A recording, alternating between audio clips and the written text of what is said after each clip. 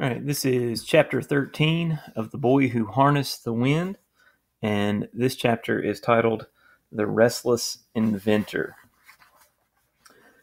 That January, the students returned to school at Kachikulu.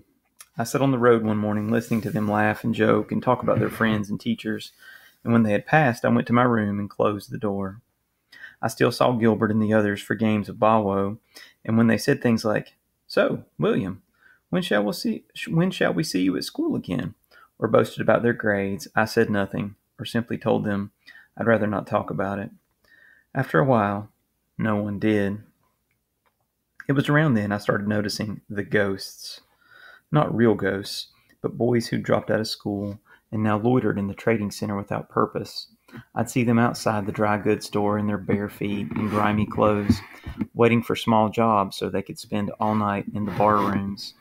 In Malawi, we say these people are grooving through life, just living off Ganyu with no plans for the future. I started worrying that soon I'd become like them. I worried that one day the windmill would no longer excite me, or it would become too difficult to maintain, and the maze rows or boozing dens would slowly swallow me up. It was easy to lose hold of your dreams. I battled this darkness by trying to keep a positive mindset. Every week I returned to the library just to continue learning and to stay inspired. I read all the novels, spelling books, and practiced my English. And I continued checking out explaining physics, using energy, and integrated science. And I researched other ways to help my family. Because the windmill had been such a success, I was feeling pressure to do something bigger. I began to see myself much like a famous reggae star who just released a #1 album, and now I had to produce another hit. The fans were waiting, at least I thought they were. So each day at the library, I flipped through my books looking for the next big idea. Many people who came to see my windmill kept saying the same thing. "This looks like an antenna," or "If you can make this electric wind, you can make one of those. That's what it looks like anyway." This made me curious how an antenna actually worked, and after thinking about it for a while, I went to Jeffrey with an idea. "Hey, these people are always saying our windmill's an antenna, so let's give them what they want." "What do you mean?" "Let's build a radio station." That afternoon, we rummaged through our bag of parts and found 2 junker radios that didn't even have covers attached. I wanted to test a theory. One night, a few weeks before, we'd seen a big thunderstorm. I was in my room listening to the Sunday Pop Top 20 when a huge crack of lightning exploded and caused a blip on my program as if the lightning had sliced through my signal. So, taking the 2 radios, I tuned one to a static frequency, then took the second and tuned it to the same place on the dial. When this happened, the second radio went silent.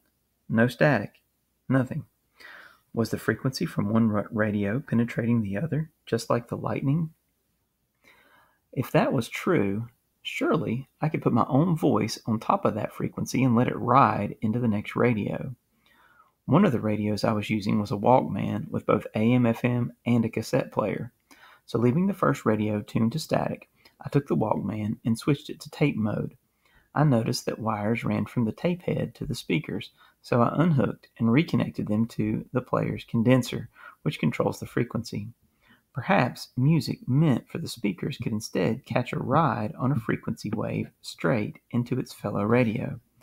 I put my Black Missionaries tape in the deck. "Here it goes," I said.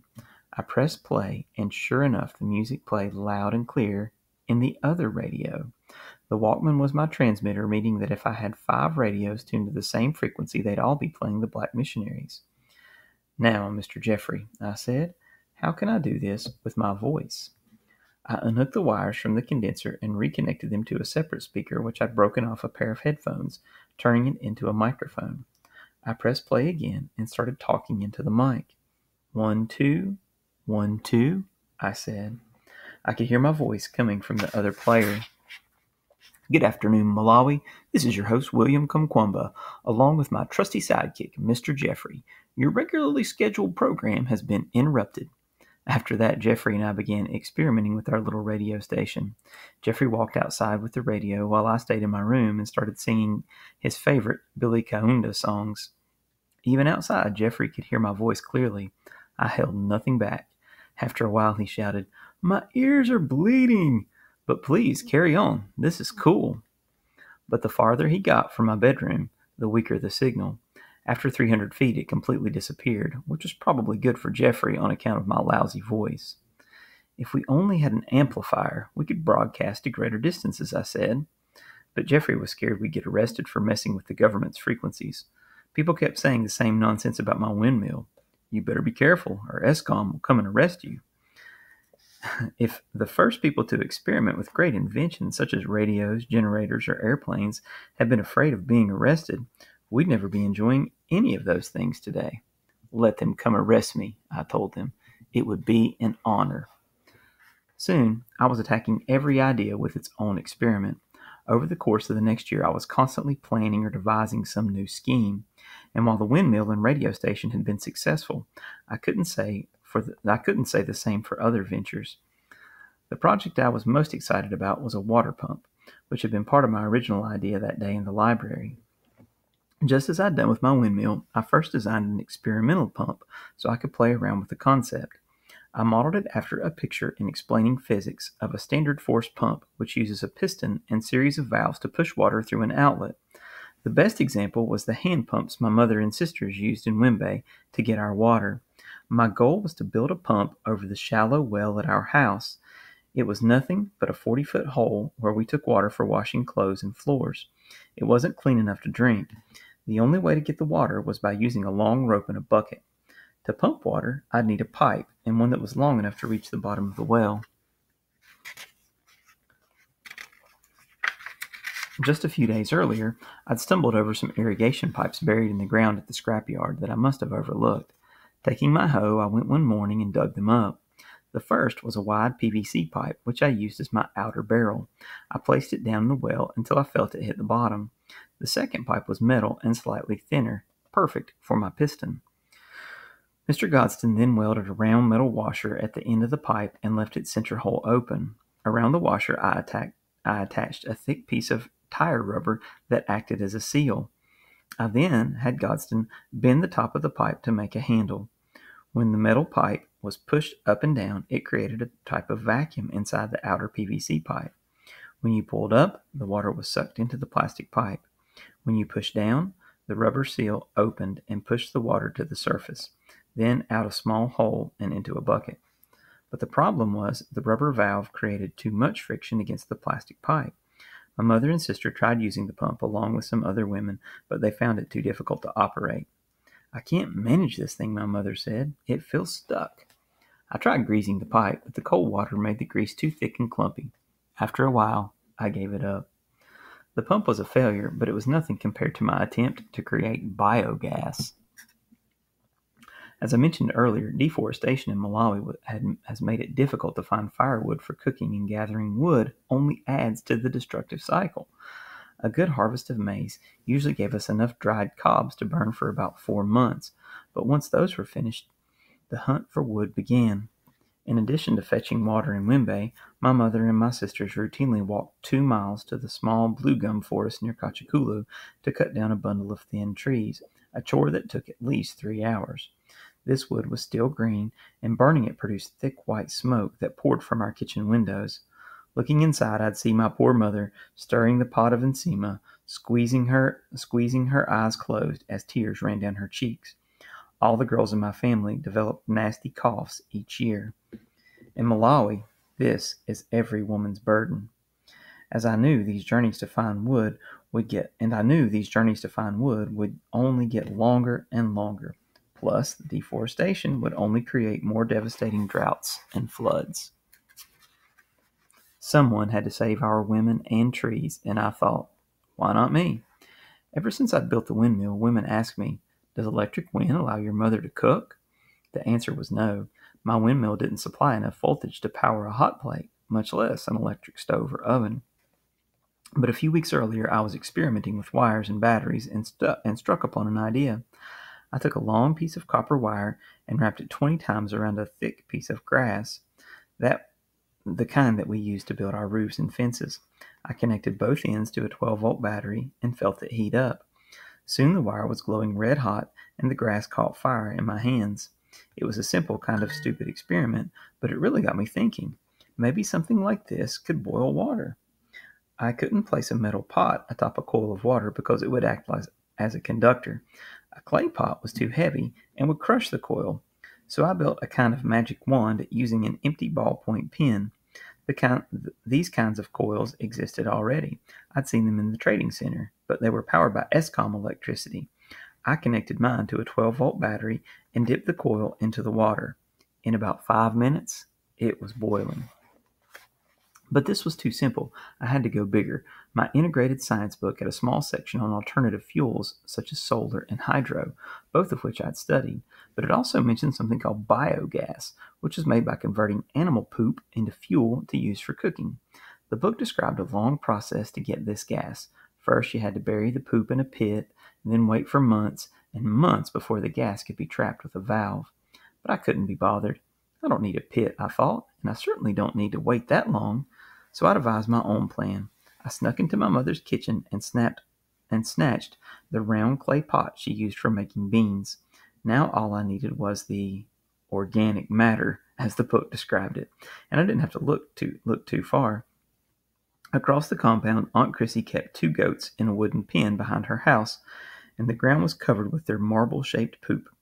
Taking a sugar bag, I made sure no one was looking and climbed over the fence.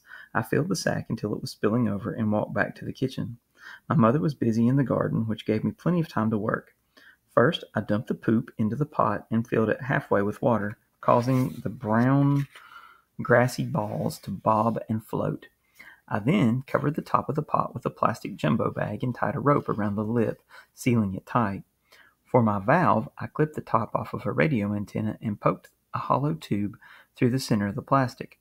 Lastly, I corked the top with a reed. My mother's fire was still warm from breakfast, so I added a handful of maize cobs until the coals caught life. I placed the pot in the center and waited for greatness. "Kamkwamba," I said to myself, "you've really done it this time." In a few minutes I heard a rumbling inside the pot as the water began to boil. The plastic puffed and danced from the steam, but the rope held tight. My heart began to flutter. I'd give it a few more seconds before initiating the final test. That's when my mother came in. "What's that smell?" she shouted. I stammered, "Biogas. It's horrible. What are you doing in here?" I had no time to explain. By now, the plastic was rumbling like mad, ready to blow. I had to act quickly. It was time to remove the reed and proceed with ignition. I reached over and uncorked the valve, and when I did, a pipe of silver gas came rushing out of the top. My mother was right. It smelled terrible. I grabbed a long piece of grass that I'd set aside and poked it into the fire, catching a flame. I stood up and ran to the door, pushing my mother aside. "Stand back," I shouted. "This could be dangerous." "What?" With half my body protected by the doorframe, I thrust the flaming torch toward the valve and shielded my eyes from the blast. But when the fire touched the gas, all it did was fizzle and die. I was left holding a wet piece of grass dripping with poopy water. My mother was furious. She dragged me out of the kitchen, yelling, "Look what you've done! You've ruined my best cooking pot! Boiling goat poop! Wait till I tell your father!" I tried to tell her I was doing it for her sake, but I guess it wasn't the right time. In 2006, when I was 18 years old, another famine struck Malawi. That year, thanks to a changing government, my family had been able to buy a few bags of fertilizer. At first, the rains came like they normally do. We planted our seeds and waited for them to show their faces, then added a spoonful of fertilizer and a lot of prayer. By January, the seedlings were ankle high and showing their little arms, so happy to be drinking up such delicious rain. But just about the time they reached my father's knees, the rains stopped completely. By the time dough season arrived, most of the ears were deformed. The government quickly promised to help, but in the meantime, people grew angry and scared. During the 2001 to 2002 famine, people blamed the corrupt officials who'd sold off our surplus. But this time, instead of acknowledging the weather, they blamed magic. And that meant blaming me. Superstitions were still very strong throughout the country, and several incidents in the news had stirred fears even more. During the previous famine, we heard lots of reports about vampires stealing people's body parts and selling them. Following the vampires, a strange beast appeared in Doha and began attacking villages. Some said it looked like a hyena. Others said it was a lion with the face of a dog. The attacks caused thousands to flee their homes and sleep in the forest, where they were even more vulnerable to this exotic creature. The police conducted all-night searches. Then one evening, they managed to corner the beast in a thicket and opened fire with their rifles. But instead of falling dead, the beast split into 3 separate animals and disappeared into the bush. Villagers summoned their Singanga, who concocted a powerful potion and flung it into the trees. The next morning, the beast lay dead on the road, its single corpse no bigger than a dog. Later, it was discovered that the animal was the product of magic. A certain trader near Doha had purchased some thunder and lightning from a powerful witch doctor and refused to pay for it. In retaliation, the wizard sent a monster against his village. These stories, however ridiculous, only increase people's fears in evil powers. So, in 2006, when it looked as if another famine was coming, people blamed magic. For weeks, we'd gone without rain, and then finally, one day in March, giant storm clouds appeared in the distance. The sight of oily black thunderheads was something to celebrate. "Look," people said, "today we'll have rain. Finally, we're saved." But as the clouds came overhead, a strong wind began to blow. It whipped the red dirt into our eyes and mouths and sent little cyclones tearing through the fields. Little by little, the storm drifted away without leaving a drop.